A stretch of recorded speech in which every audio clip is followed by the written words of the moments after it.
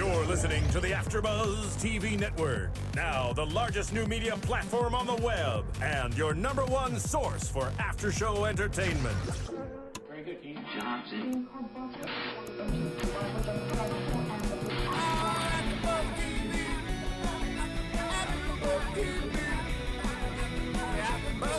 the AFTERBUZZ Studios in Los Angeles, California, presented by Maria Menounos and Bing.com, and streaming live thanks to Akamai Technologies, this is AFTERBUZZ TV's Doctor Who After Show. We'll break down tonight's episode and get you all the latest news and gossip. If you'd like to buzz in on tonight's show, you can buzz us at 424-256-1729. That's 424-256-1729. And now, another post-game wrap-up show for your favorite TV show. It's AFTERBUZZ TV's Doctor Who After Show. That sound is also my ringtone, so for just a moment, I thought I was getting a phone call. Yes. Well, you are getting a phone call from everyone. From everyone. From everyone. From all time and space. Yes. Hey guys, Being is for doing, and we are doing another Doctor Who wrap-up. Today we are doing a classic episode, Spearhead From Space, which first aired January 3rd, 1970. Wow. It's Season 7, Episode 1. Yes. Oh my God, so excited. So much to talk about with this episode. Which was the first episode that the third Doctor appeared in, John Pertwee. But very, very, very cool. The first appearance of the Autons. Mm-hmm. The first monsters in color. Yes. The only episode to be shot entirely on film. Yeah. And it will be the first classic Doctor Who available on Blu-ray. It was just recently announced. It's going to be released later this year, just in time for Christmas. Oh, yes. I know what you're getting me. Yeah, well. That and the Doctor Who toys. Yes, that and the Doctor Who toys. Yeah. Oh man, I can't. You're getting me a lot of stuff for Christmas. I'm racking up a list of things I'm getting for you, getting for Roth. Not much on my list. It seems like I'm not asking for anything. I'll be happy with whatever I receive. Okay. Because I am a generous soul, and I consider it to be better to give than receive. Having said that, screwdriver. Okay. Yes. Got it. Which one? 11. 11, okay. Or third. Or third. It's a cool offbeat choice, or maybe even Rivers from season 4. I want that one. That's a pretty sweet one. I totally want that one. All right, well, this was really interesting for me because I wasn't here last week. I was at New York Comic Con. Yes. So the other classic episode that I watched the first week, I wasn't super jazzed about. Mm-hmm. This one I loved. This one's it was really, really solid. I think really the only weak link is perhaps the effects at the end with the Nestene Consciousness. Oh, yeah. And the tentacles, which, like everybody I think that discusses this episode says that's kind of the weak point. But it was very strong script-wise. It introduced the third Doctor. It gave him an attitude, gave him a lot to do. It was a very clear, simple plot, but it never felt boring. Yeah. And it introduced a very fun and different type of companion, I think, for the show than they had thus far. I like her a lot. So her name is Caroline John, and her character's name is Liz Shaw. Yes. She's smart. In fact, I think one of the scientists who came in said, "Oh, it's good to see a pretty face around here." And he's like, "She's not just a pretty face." Yeah. So that was kind of awesome. She's super smart. She helps the Doctor, build contraptions, research, and she's a skeptic. Yeah. She's a skeptic, and she's not going to take anything lightly. And she gives Colonel Brigadier Lethbridge-Stewart, she teaches him a thing or two about gender politics. Yes, she does. It's really kind of fantastic considering this was 1970. Oh, yeah. I absolutely loved it. Also, just have to point this out, how much like Carrie Fisher does she look? A lot. It was the whole time, I'm like, oh my God, it's Princess Leia. Yeah. That was actually kind of cool. Yeah, and hey, ahead by 7 years. It's true. Yes. Yeah, I liked her a lot. I know I wasn't exactly jazzed about the companion in the last classic episode. I know. This one, though, I was like, ooh, I like her. Yeah, well, you missed out on Romana the Time Lady in City of Death, who might be my favorite thus far, but Liz is definitely up there. She's strong, she's aggressive, and she can keep up with the Doctor. Yeah. Now, this is the first episode, not only of Season 7 and the Third Doctor, but at the end of Troughton's run, the Time Lords actually caused his regeneration and exiled him to Earth in one time period, in the present. Yeah. In 1970. So we're at the start of a very different phase of Doctor Who. It was like, I believe it was a change in leadership at the BBC. Yeah. And they wanted to spend less money, and they didn't want the Doctor going through time and space. They wanted him just on Earth, helping people, essentially solving crimes. Not really solving crimes, but stopping monsters in the real world. Yeah, and just he's basically like a detective who has powers because he's not human.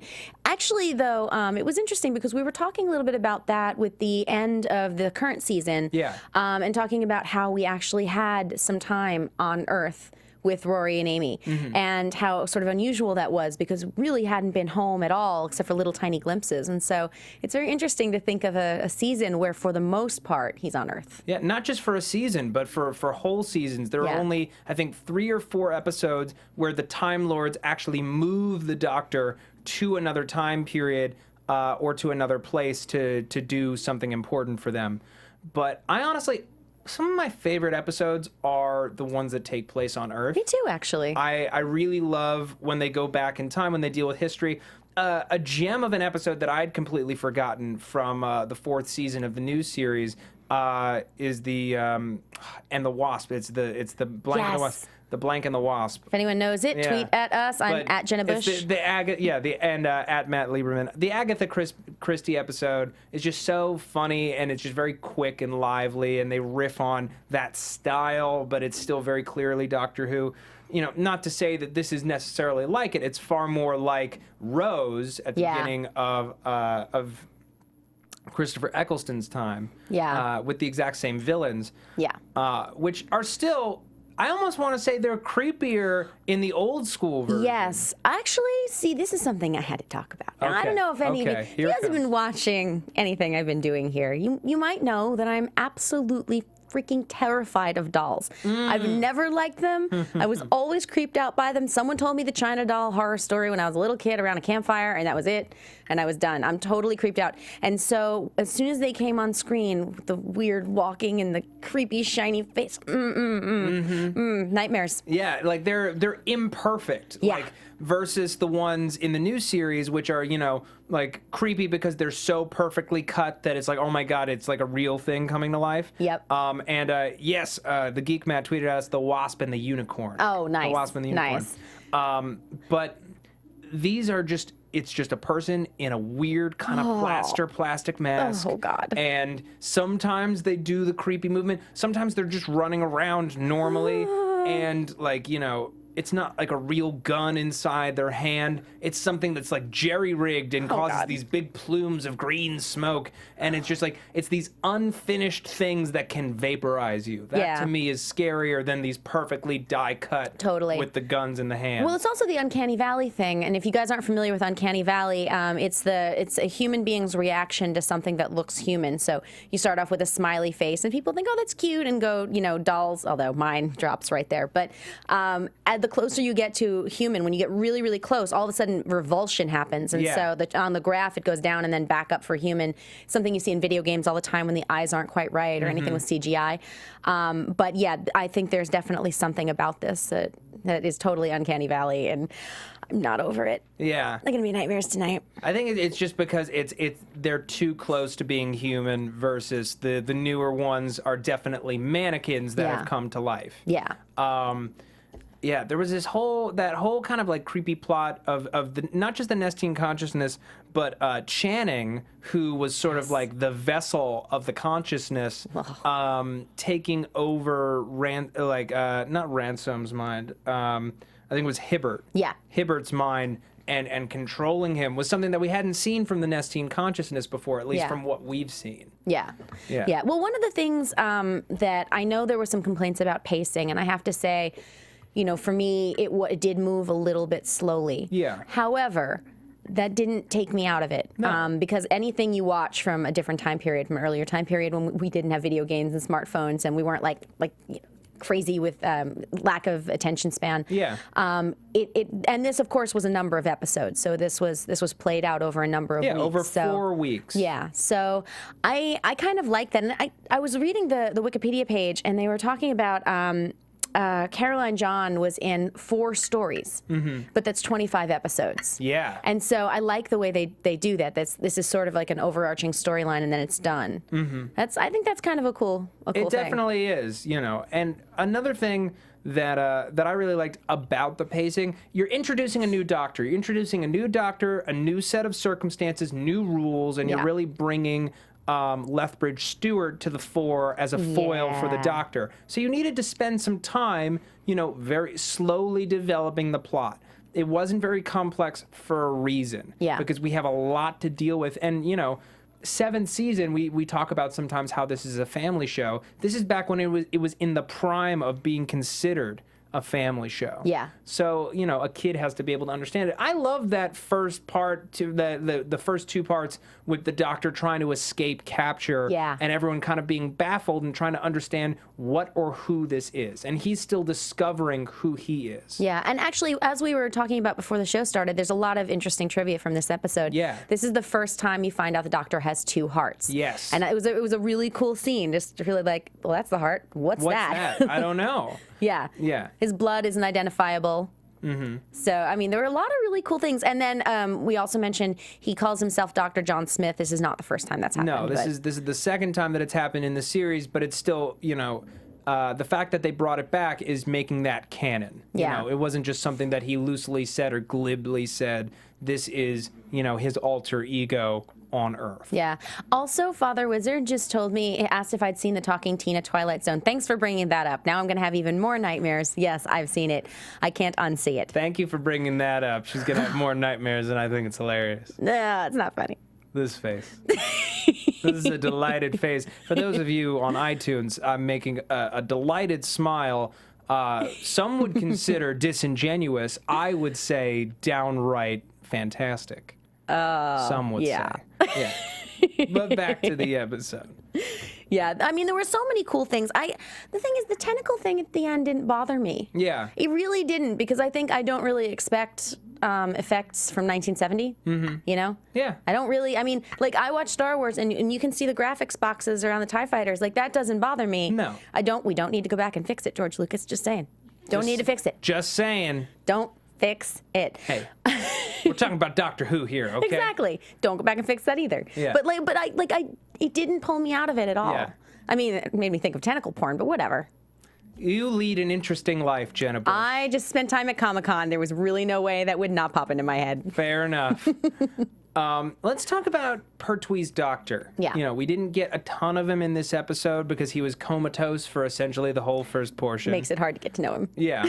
I do think this is the first episode where we've ever seen a Doctor nude before Yes. I wrote that down. Before the 11th. Oh my God, he was mostly naked. You saw the top of his butt. Oh yeah, you saw the tan line. Uh-huh. It was like, that is an old man's tan line. Yep, and his tattoo. Yes, which is probably, I mean, it's John Pertwee's tattoo, Yeah. but fans out there have determined that maybe it is a Time Lord prison tattoo, since he is imprisoned on Earth in 1970. Yeah. Yeah. It's also a really cool tattoo. It is. It's cool, and it looks almost like a question mark. Totally does. Like a Who kind of thing. Old guys with tattoos. Woo! Yeah. I'm giving the thumbs up in case you Giving can't see me. Double thumbs. Double thumbs. 2 guns. Bang, bang. Yeah, and he's got some hair. His outfit, though. We just talk about. Okay, I don't normally get very girly, but I do have to say that I liked her dress because it was all covered in rocks. Yeah. It's kind of awesome. And he's got a cape. Yeah. And a top hat. Like, you can't really do that now. You can't pull that off. No, it's kind of old school gentleman, maybe a little too Snidely Whiplash. A little bit. Well, you saw him trying on hats. He almost could have put on the big top hat, and he would have been, Snidely Whiplash, or I'm thinking of it's the Sean Connery version of, not the Hunchback of Notre Dame. It's gonna kill me. Someone's gonna tweet it at us. Probably Hounds of the Baskervilles. Yeah. It's just really funny to look at that sort of thing and think he walked around like that and like no one noticed. No. It's because it's fine, because you wear a cape. I kind of want that to come back. You want the cape to come back? I want to wear a cape. I think that's, again, just you at Comic-Con. It's entirely possible that is true. Yeah. I saw a lot of Doctor Who cosplay, I have to say. Yeah? I mean, more so at Dragon Con, but I saw quite a bit. What was the best one that you saw at New York Comic-Con? The best Doctor Who? Yes. I saw Dalek. You saw a good Dalek? Yeah, it was a good Dalek. Full-on metal? Was it foil? It was like foil over cardboard, but it was really well done, and it was a kid. So awesome. I think that anyone, I'm moving too fast for me to get a picture, but because I was like, oh my God, little Dalek. It was kind of awesome. I don't know, that made me very happy. And anytime, I mean, I saw a lot of Tom Baker. I saw a ton of TARDIS dresses. I mean, if you go to Etsy, by the way, you can find some awesome TARDIS dresses. There's actually, I just did a piece for my new site, and I'm totally going to plug this, guys, because you guys have to go. It's called Fanhattan, and I'm doing a lot of writing. And this show's actually going to be up there later in the week. Great. And you can find all the old Doctor Who episodes there, which is really, really cool.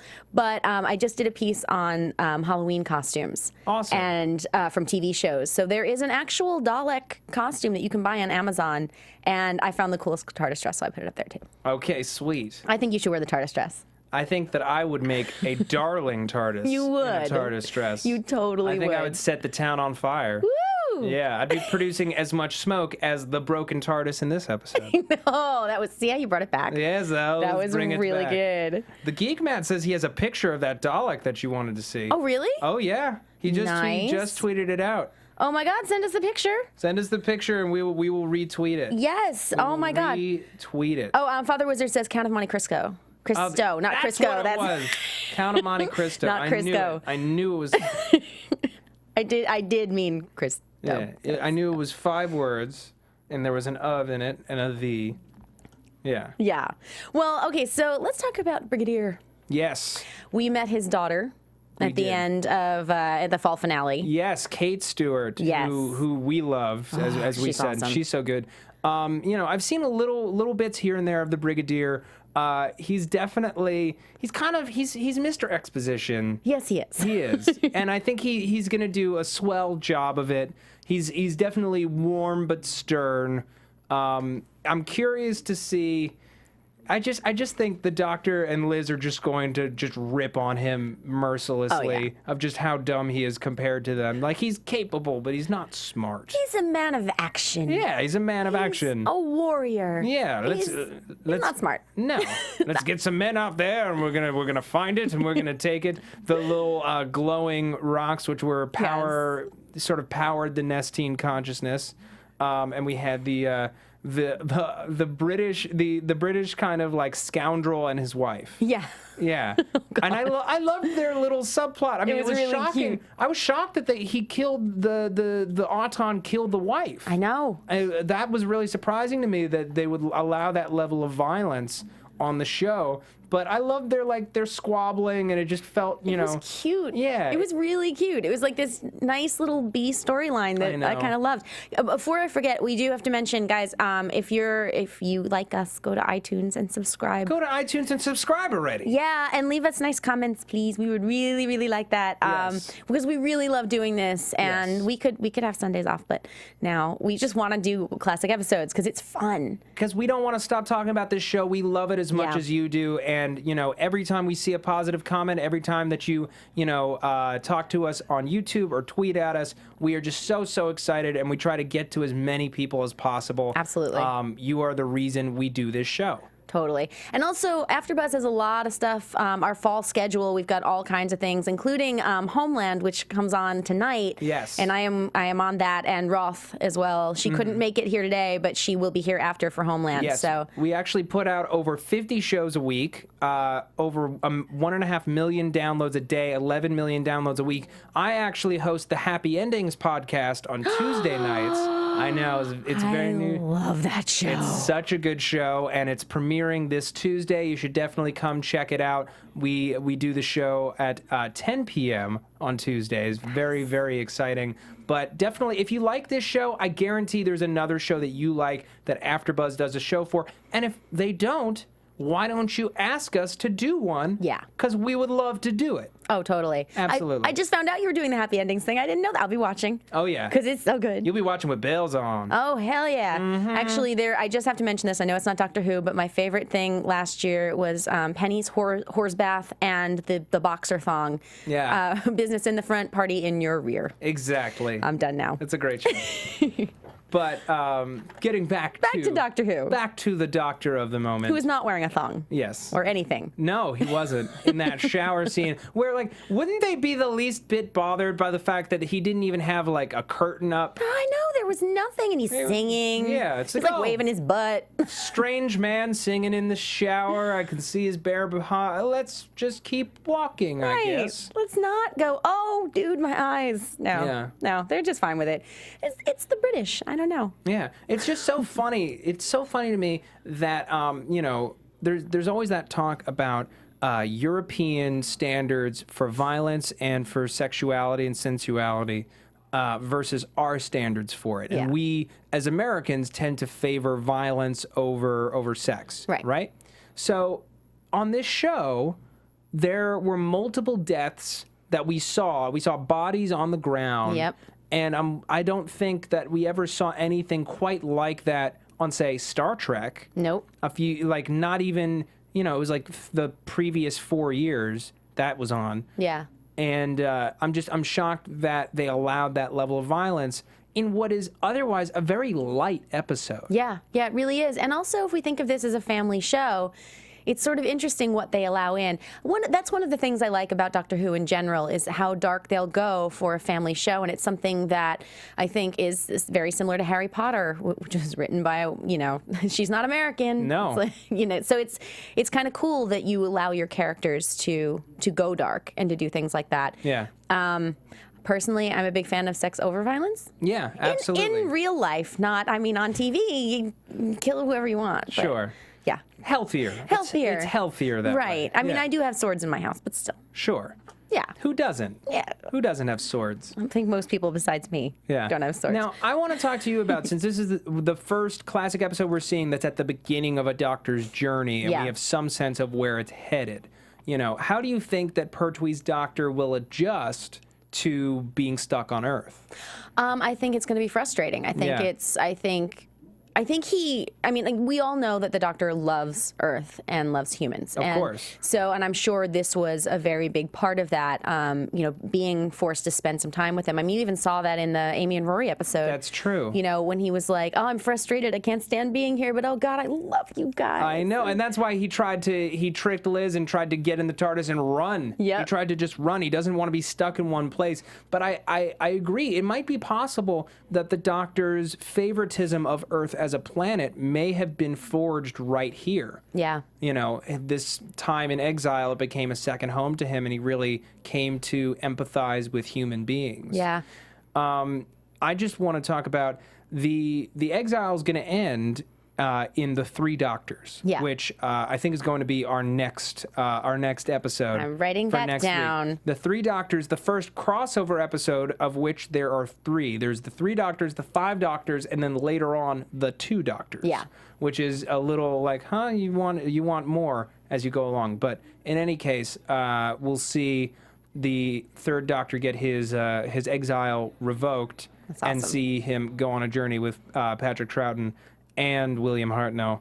Very So exciting. cool. Yeah, So everyone cool. loves it. Especially comic fans love crossovers. Yeah. Love crossovers. I'm a huge fan. I mean, when Eureka did it with Warehouse 13, I mean, anytime there's any kind of crossover, characters from the past and the future, I love that stuff. I think that's because I'm a comic book fan. Yeah. And every, you know, the whole Marvel universe is all together, and DC universe and all that. I just have to mention it was a really cute line that Liz says, and she's like, an alien who travels through time and space in a police box. Yeah. Like, oh my God, that was awesome. I love that the police box isn't entirely that foreign at this time period, because one of the guys comes and tells Lethbridge-Stewart, we found a police box, sir. So it's in the middle of nowhere. Right. And there was this man passed out next to it. Oh my gosh. Now that makes it weird. That makes it weird. But it is interesting because now you really, I mean, you see that a different time, like a different time period. Yeah. In England. So there should be police boxes everywhere. I know. Now. We love them. Also maybe here. Yeah. Just because. Just because. Just because I want to see the TARDIS everywhere. If we saw it everywhere, then it wouldn't be special. It's true. Yeah. Okay. And we love Doctor Who because he is special. He's very special. Yeah. But yeah, I really like this Doctor. I like his attitude. Just, it's funny though, like looking at the older Doctors and seeing little bits of the kind of humor that you end up seeing with Tennant and with Matt Smith. But just little bits of like charm. And obviously they're not going to go as over the top because they didn't have shows like Happy Endings and things like that, which are a little intense in terms of comedy, but it's really still cool. Like if you look at it through the lens of 1970, I was not here in 1970, so I'm just guessing, but it seems like that would have been even more pronounced than it is for us now. I'm curious to see as we get the opportunity to view more Pertwee episodes. I've heard his Doctor kind of called James Bondian, that he's more physical. It was right in the height of like the James Bond movies sort of popularity, just as they were becoming really popular. And you know, he's like tripping people and flipping, and you know, he looks like he knows karate, and it's a very cool kind of quasi different Who. Didn't he say? In fact, I should look this up. I have Wikipedia here, but I think they said that he actually did martial arts. Oh, really? Pertwee did? Yeah, I'm pretty sure that I read that. Guys, if I'm wrong, tweet me, but I'm pretty sure that he does. Yeah, he's awesome. Also, the picture of him on the Wikipedia page is the big puffy hair. It's kind of glorious. It's pretty perfect. I love the old school titles, the opening titles. It was the first time that they had used that font for the Doctor Who logo. You know, it was still that kind of like cool, like synthesizer-y looking. Oh, it's cool. Looking swizzles. Swizzles. Swizzles is the best word I could come up for. I like that word. No, Swizzles. I'm okay with swizzles. Swizzles everywhere before we got this sort of like box tunnel thing for the Tom Baker era. All right, the swizzles make me happy. Swizzles make me happy too, Jenna. All right. Well, I know we're wrapping up. So yeah, guys, next week the Three Doctors. The Three Doctors. You can look on Fanhattan and just check out and see if it's available on Netflix. There you go. Which I'm sure it is, but just in case, it'll take you right there. Guys, make sure you tweet us. We love hearing from you. You can follow me on Twitter at Jenna Busch, BUSCH, like the beer, not the president. And you can follow AfterBuzz at AfterBuzz TV. Yes, and you can follow me at Matt Lieberman. That's MattLieberman. And guys, if you love live improv comedy and you live in the Los Angeles area, you can come and see me host my show Danger Room Friday nights at 8 p.m. 8801 Cascio Street. That's near Pico and Robertson. I want to go. Yes, you should. I'm going. All right. All right, guys. Oh, and one more thing. Since we're plugging, yes, I have a show with Stan Lee called Cocktails with Stan. You can look it up on YouTube. Awesome. Watching it go. Woo. From Bing.com, executive producers Maria Menounos, Kevin Undergaro, Phil Svitek, and the entire AfterBuzz TV staff, we would like to thank you for listening to the AfterBuzz TV network. To watch or listen to other after shows and post comments or questions, be sure to visit AfterBuzzTV.com. I'm Sir Richard Wentworth, and this has been a presentation of AfterBuzz TV. Buzz you later. The views expressed herein are those of the hosts only and do not necessarily reflect the views of AfterBuzz TV or its owners or principals.